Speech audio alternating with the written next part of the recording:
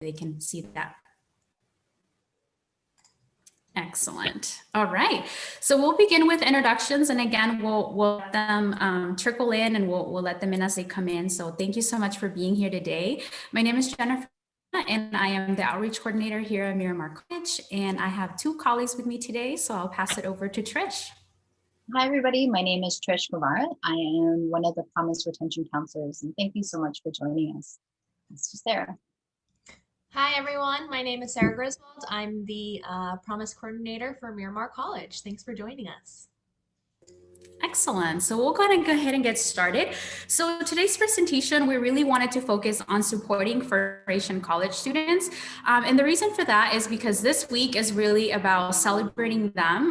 November 8th was the actual National Day for First-Gen students. And this is something that is important to us in our campus, and we want to make sure that that is acknowledged. So we're going to be infusing a little bit of first-gen knowledge at the beginning of the presentation, and we are going to be talking about some of the services that we provide in our office as well. So to get started, we're actually going to launch a poll. And the first question that we have for you all is, what is a first-gen student? So it's a multiple choice, so you can pick any of the choices. So we have someone whose parents did not complete a 4-year college or university degree, someone whose parents completed a 4-year college or university in a foreign country, someone whose parents completed at least an associate degree, someone whose siblings completed a 4-year college or university degree, or all of the above. And we'll give you all a couple of seconds to kind of pick your answer, and we'll show results and talk a little bit about that as well. Awesome. It looks like almost everyone has voted. Ooh, it looks like admissions is definitely in the house. So thank you, Dana. Just waiting on one more.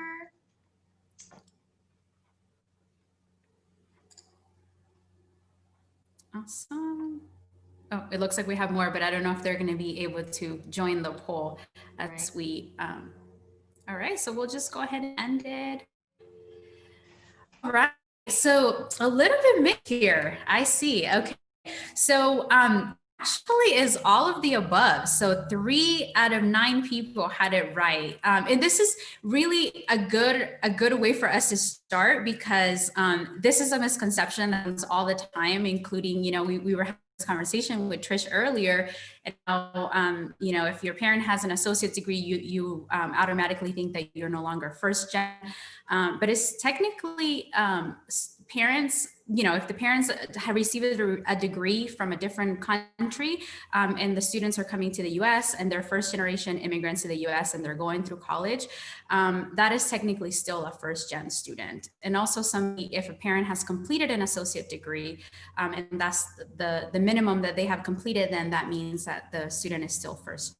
So it's all of the above. So yes to the 3 that responded, all of the above. But this is a good representation again, to make sure everyone understands that it's not just the usual that the parents did not complete a 4-year degree, which is typically how students define that. But it's important for us to recognize that it can be multiple choice answer here. So thank you for participating. We're going to go ahead and move on. And I'm going to over to Trish a little bit about the imposter syndrome. Sure. So, as Jen mentioned, there's a lot of misconception about what it means to be a first generation college student. And I think that is something that the education system is still defining as well. And for our students, whether they are, first generation in the sense that their parents never graduated from a 4-year university, or they never graduated from a 4-year or a US institution, so on and so forth, they are going to be experiencing a lot of new and sometimes high anxiety experiences as they transition to college. And so, as you can imagine, as a brand new student and someone who's paving the way for social mobility and educational attainment for their family and also their community, there's a lot of pressure. And so for many of our students, they may experience, and we all probably have experienced, what is referred to as imposter syndrome. And so imposter syndrome, which is also known as imposter phenomenon, it was actually created by Professor or Pauline Clance and Suzanne Imes, they did a study on women in the workforce and what their experiences were as far as being in the workforce and dealing with a lot of self-doubt, anxiety, and questioning their own success.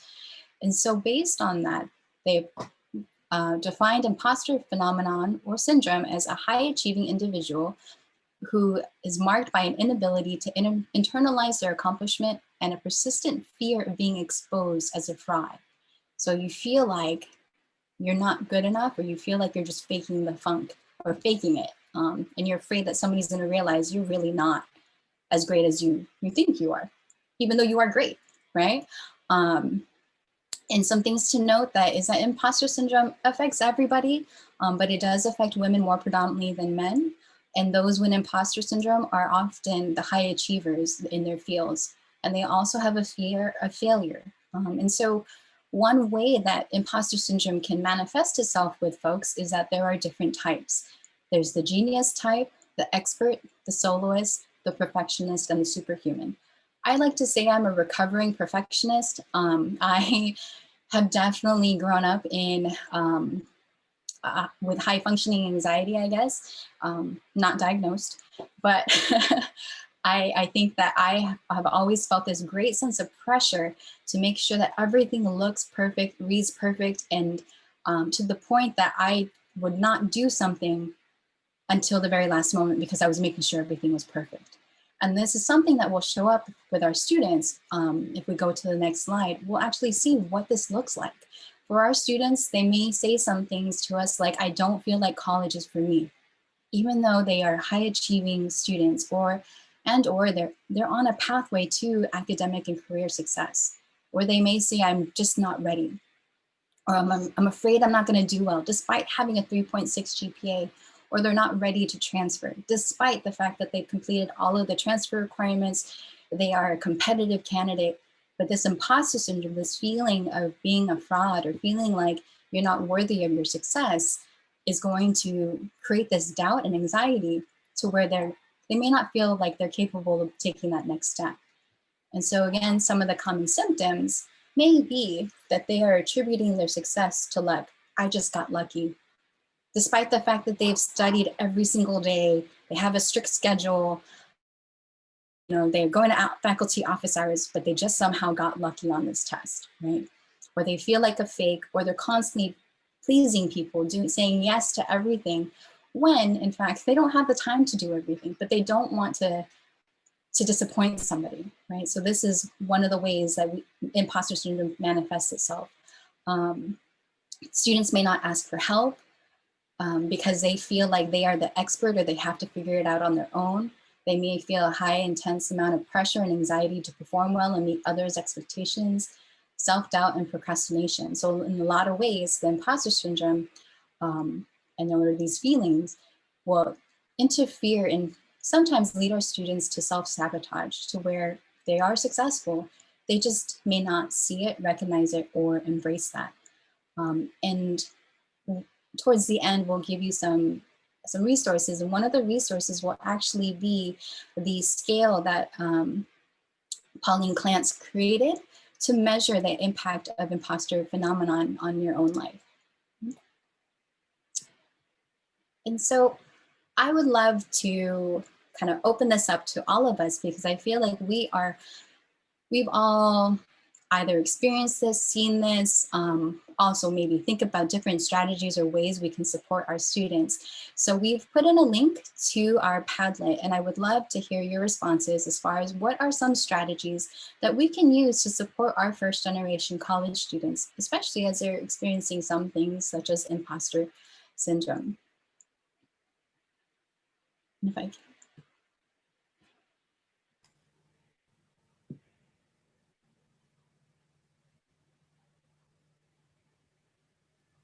And so once you click on the link, you can just press that plus sign in the bottom right corner, and it'll pop up like a screen, and then you can start typing in your responses in that area.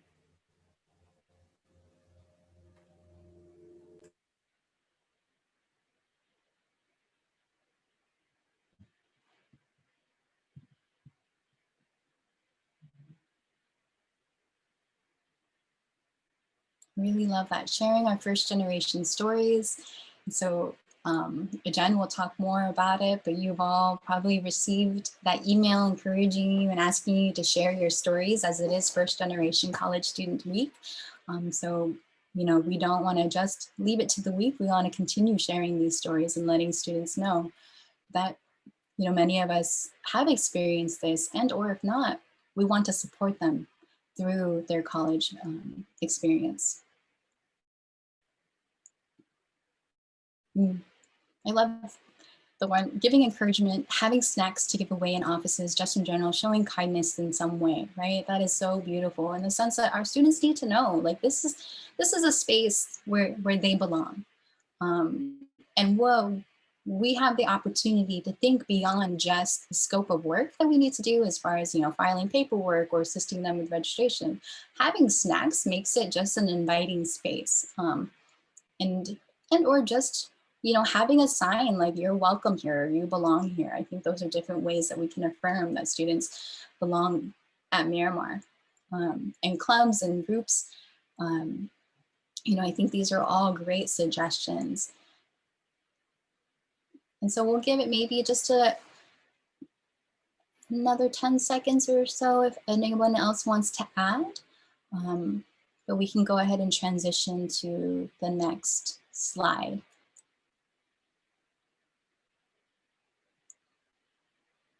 Thank you so much, and feel free to keep adding, but we're going to go ahead and continue, because we would love to continue building on these ideas on ways we can support our students. Yes, thank you, Trish. Mm-hmm. Awesome. So that now that you have put together some of your ideas, we also wanted to share maybe some way we can all help. So very similar to what you all responded. I know for me, it was definitely having a mentor that really shaped out like what I wanted to, even what I wanted to study, right? Like somebody who guided me and reminded me that I was capable of being there. So definitely offering to be a mentor to a student, or providing that safe and brave space, and sharing your own experiences, which we'll talk a little bit more about that in a later slide, but sharing your own perspective, right? Like what you had to struggle with. I think that really sends a message of unity and being together and helping each other out. Normalizing their experience and reminding them that it's okay, that they're in the right place and that they're competent.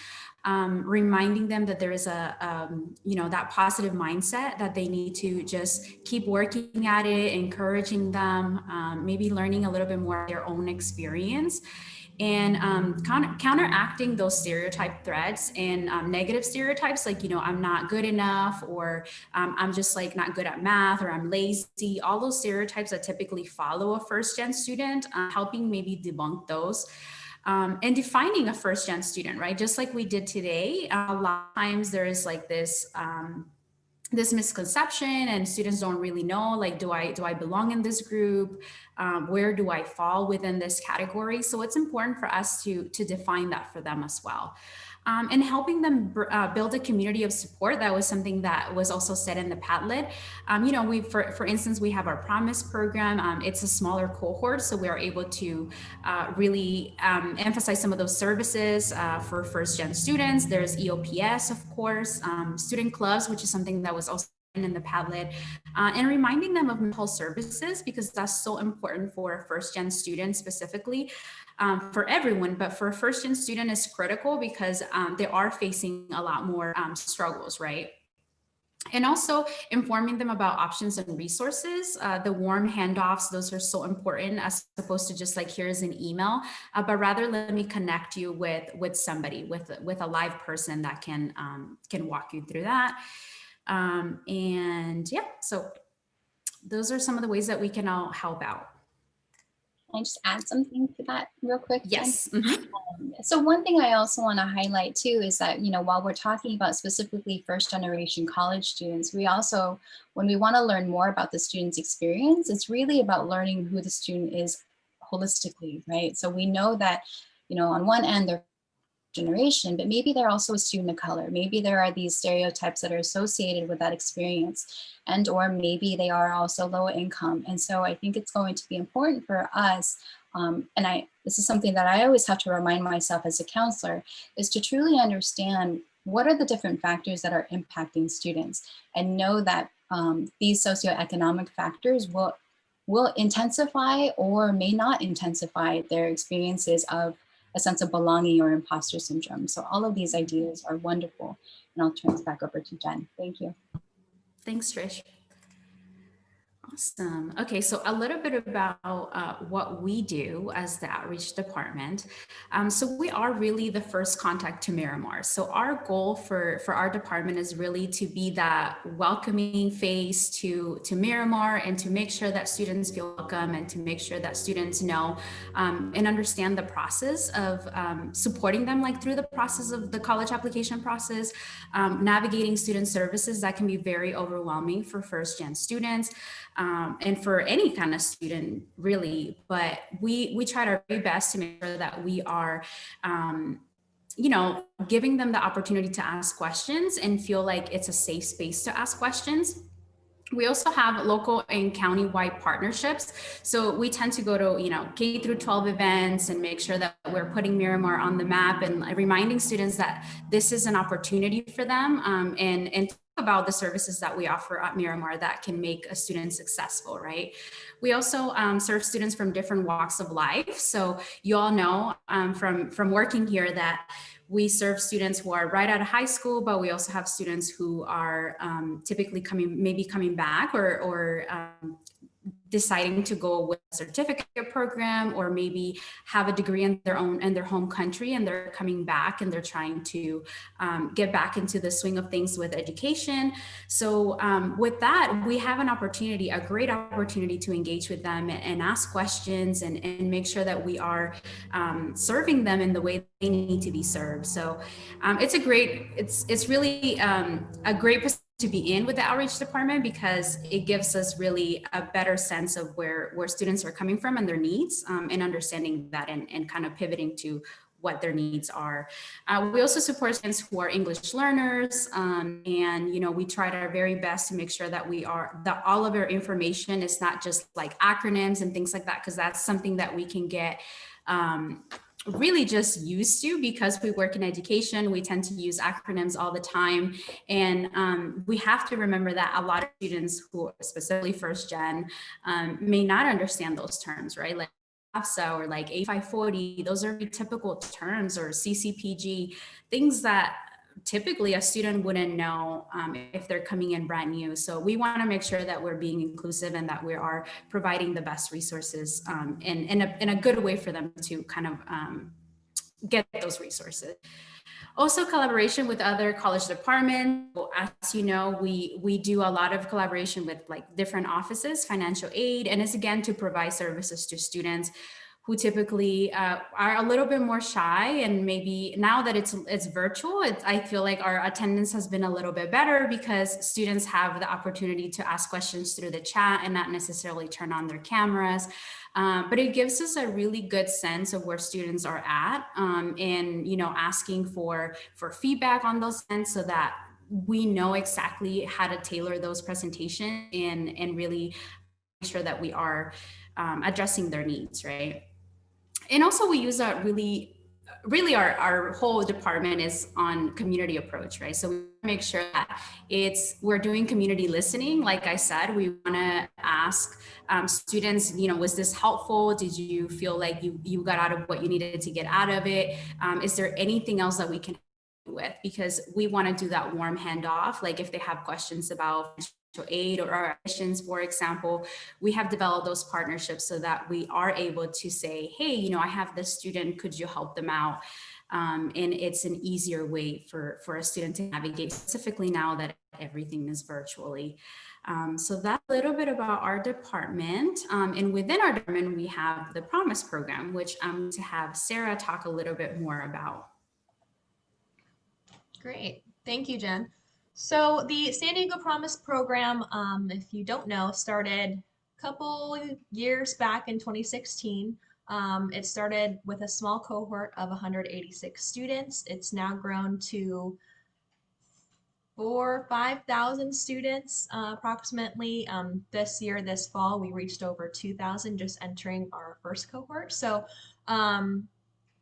basically what it does is it provides students free tuition. So we cover their student fees in addition to paying their health fee. So what that is basically approximately, 1,000 to, even if they want to take excess of 20 units, we cover that free tuition. And then we also have book grants available for our students who are eligible based on their financial aid. So they are required to submit a FAFSA or a DREAM Act application. We have access to peer mentoring. So we have lots of peer mentors who work out of our office who really are working with the students, seeing what their needs are, what types of events and resources they need, and that kind of predicts what we do for the semester for those students based on those needs. We also have our Promise Retention counselors that you've met, like Trish. We also have Randy Claros and Crystal Rodriguez, who works closely with our students. They offer one-on-one support for one-on-one meetings. We also have group sessions, so whether it's student success workshops or working closely with our progress reports, taking a look at evaluating those and seeing what our students need in that moment of time. So that goes on throughout the year, and those retention strategies really just make up what we do. So it's a very hands-on program of our students. Most of our students, if not all of them, are first time to college. They may have joined us from our CCAP classes that have then later transferred to their Miramar coursework. So we're really in there for, like Jen's mentioning, the community support, really building that connection. As a first-time student, they really don't have that referral of knowing where to go, not even knowing what questions to ask or what I should be asking at this point in time. So we make sure to look at the academic calendar. We look at, things like the withdrawal deadline, how that might impact students, making sure that we have workshops and presentations for them that are within those peak times throughout the semester so that they know that this is approaching, this is what they need to look out for. 8-week sessions that might be starting if they're trying to get into another class, because part of the Promise program is also making sure that you are full-time. So you must be taking that 12 units or more each semester. So that's a little about the Promise program. In the next slide, I go into a little bit more detail on just the eligibility of the program. Again, this is the flyer of what we have to offer. Besides just the first time to college students, we also have an opportunity for folks like our foster youth students, veterans, formerly incarcerated students, in addition to our undocumented students. So we've definitely branched out to those special populations. That's what we've been able to do with our funding resources. And then I did put the links for both of our spring applications. So we do admit early graduates who may be starting and want to start, this spring coming up. If not, then we do have our fall interest form for next year. So feel free to, I can add those to the chat a little bit later. That way you have them on hand as well. But yeah, this is basically the program. Like I mentioned, besides progress reports and those events that we do throughout the semester, we always want to keep it engaging and fun with our students. So our peer mentors that we have, we also have our tutoring support. So we just actually gotten our Promise mentor and tutor. That's really going to be that that go-to connected person that we will have to use for the ASC. So as we get into finals and study halls, we'll be able to use that individual mentor as well. So I'll be here if you have any other questions with Promise. Thank you. Lastly, so what is Outreach and Promise doing to support students? So we just kind of went over all of the things that we do on a day-to-day within Outreach and Promise. So as a unit altogether, we really are touching on that one-on-one close relationship with our students, like Jen mentioned before, really referring them to that point person. And I've seen this, throughout the time that I've worked in the Promise program is you're emailing a student, instead of just letting them know, oh, you actually have to email financial aid for that. No, you're actually instead emailing that department, CCing them in there so that that student can now see like, okay, this is the person that I need to go to, have that direct connection with. And I've seen that really be of tremendous help to make sure that that student is at the end of the day getting what they need. We also have that peer-to-peer support. So again, our peer mentors, they offer one-on-one meetings with students. We have access to the staff via UChat. So I know some departments are on UChat right now. We've definitely been able to address lots of student questions and concerns through there. We are active on our social media as well. So just reposting things that we see from Miramar College, from the district, even our other sister campuses, is a great way for students to really just get connected on campus. Um, and then we do have our campus visits and campus tours. So that's more of the outreach function of just bringing students in. We have our Promise info sessions that we're doing if there are students that are interested in applying. And then lastly, making sure that we always are asking students what they need in those times, and then finding those events that are going to be as of most use to them. Right now, we see that mental health awareness is definitely critical, and we are partnering with our mental health office for a Let's Vent It Out session that we'll be doing in December with our Promise students, and it's also open to the whole campus. So look out for that as well. Excellent. Thank you.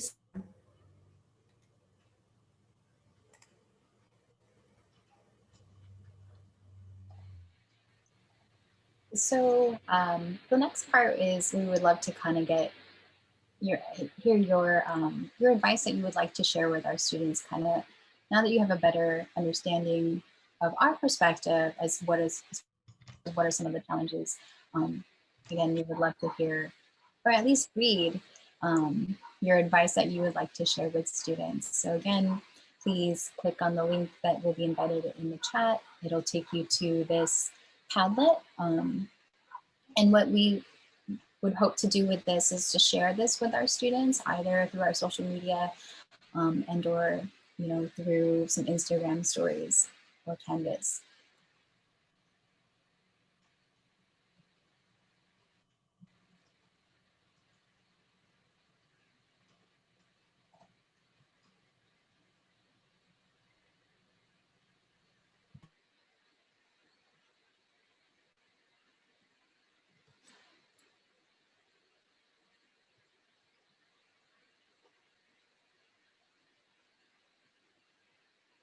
I like that tip on don't be shy to ask for help. So part of what we also do as you all are typing, hopefully it's not too distracting, but we just did a refresh workshop with our students after we looked at their progress reports. We realized, it would be a good time to reconnect with students and to kind of help them reorganize themselves as they finish the semester.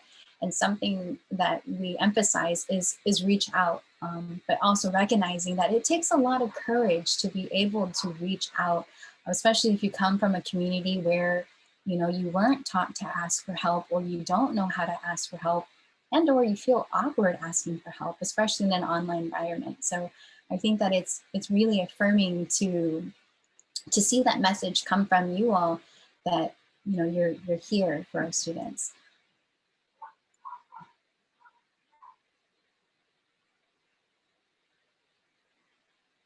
Yeah.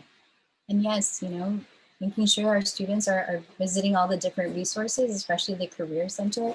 I think that sometimes when students think about their education, they're thinking more about that university or that degree. And so I think it's so important for us to be able to link that to what that career could look like, or what type of career would that lead to, or what careers, could they even explore? And I would even invite that, maybe a student might be interested in doing an informational interview with you and learning about what you do in your job, because I know I never realized that I could be a counselor or work in higher education. I thought that was just something those people did, right?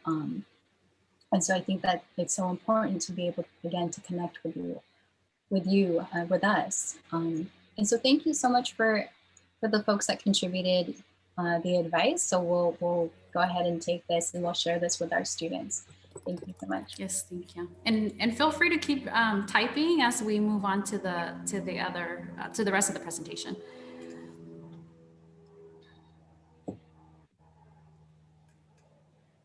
Okay. Awesome. Okay. So the thing I wanted to talk to you all about, as you might have seen my DL, but I know we all guilty of sometimes just skimming those and deleting, or because we can be in email jail for a little while.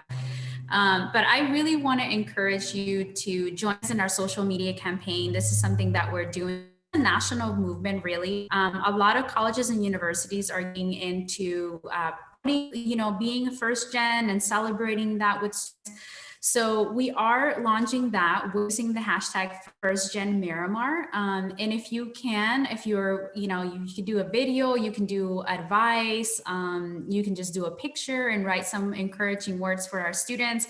Maybe share your experience and then tag our college Instagram. So we have the Miramar Outreach Miramar, which is the college one, and the SD Promise _Miramar.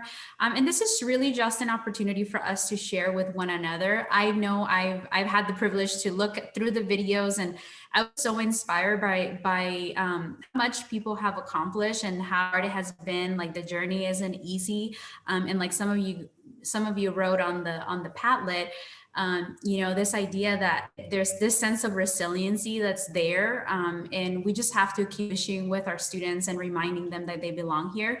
And we thought this would be a really good way for them to see that there is another side, right? Like when you go into higher education, it's because you are passionate about what you do and because you want to help the next generation come along. So I think this gives students a better sense of, like, if they did it, I can do it too. So we're really hoping that you can all join us in the social media campaign. It's not too late to send your videos. Again, we'll be doing it throughout the week, and we'll be hosting a couple of the videos that have been submitted throughout the days. So you'll get to see some of the experiences from other faculty and staff at Miramar College. So we hope that you can join us there. And we also have some call for resources.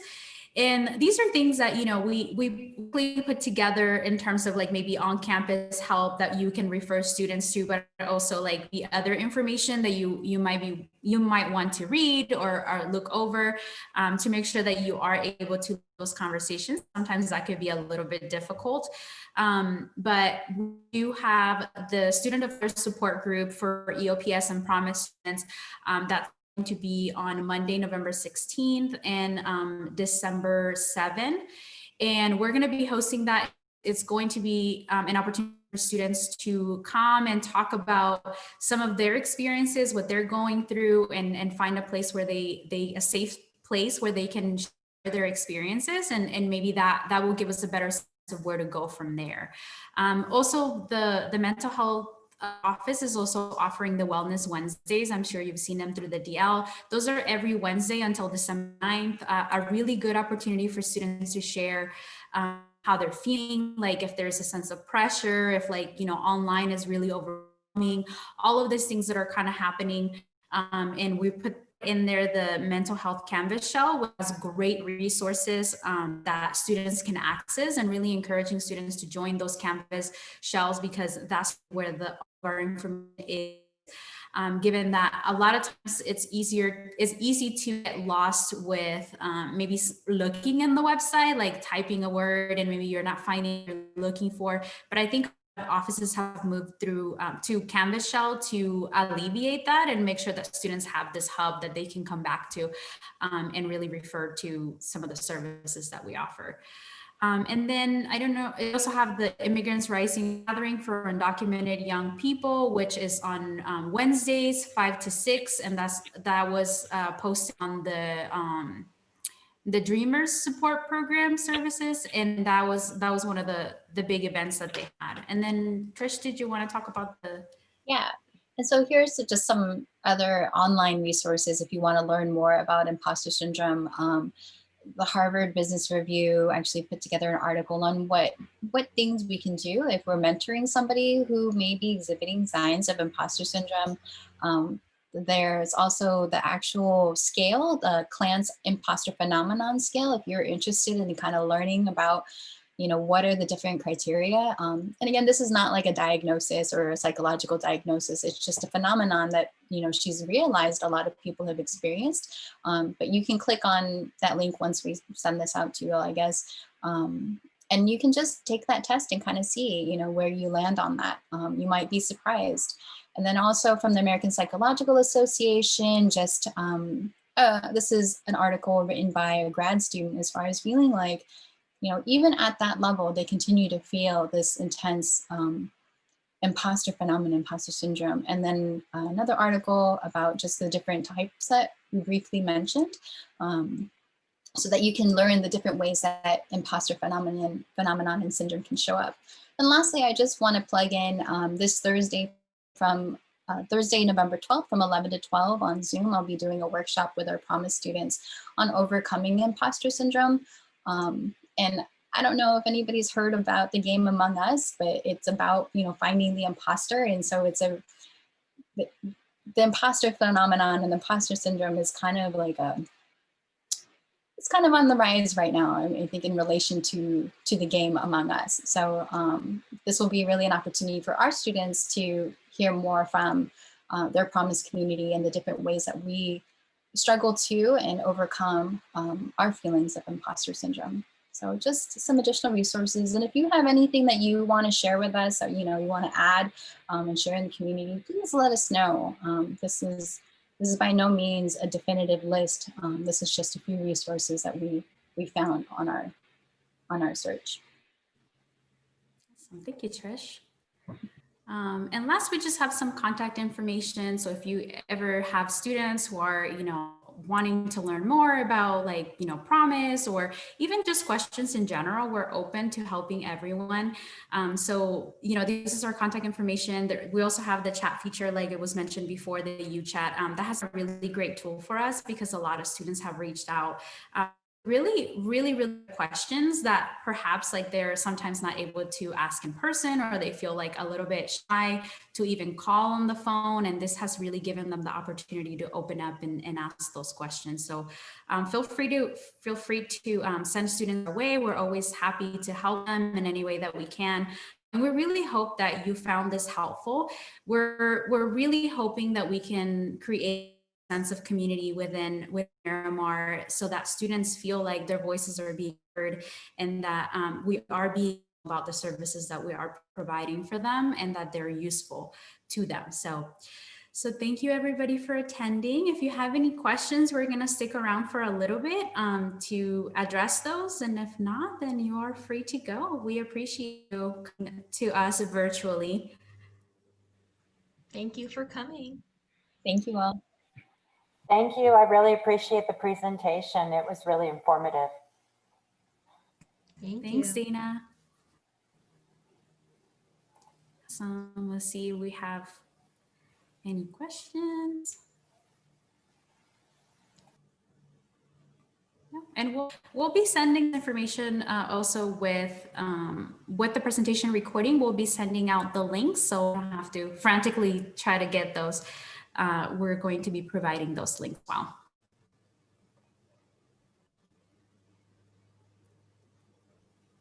All right.